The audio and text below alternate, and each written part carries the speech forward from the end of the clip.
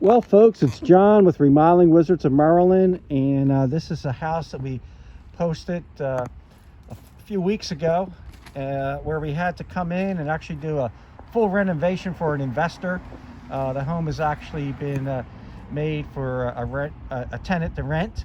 They actually have a tenant going in a couple days. Just want to show you the outside, what we've gotten done here. I don't know if we'll try to post some pictures of the original work, but in this area there used to be a deck and a patio door. We took that out, and the reason we pulled that out was because we needed to use this space on the inside for the kitchen cabinets. Down on the other end where the compressor is, that was a area that had a concrete step that went into the house. We took that door off also.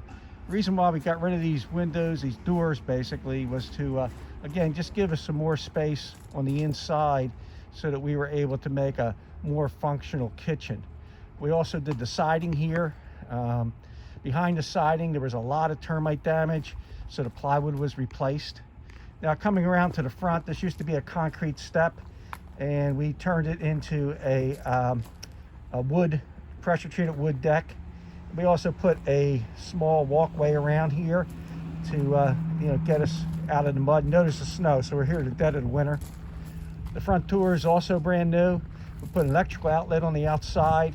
You can see some new shutters. That door is a Provia steel door. Comes pre-painted at the factory. But anyway, this is now the look of the house from the outside. I'll try to back up a little bit. Big difference. And our main issues again was termite damage. We had to get the house fixed and structurally sound in order to get the siding on there and to put brand new windows in, brand new doors, and to make the house habitable again. But anyway, this is the outside. I'll be doing a video of the inside. Thanks for listening.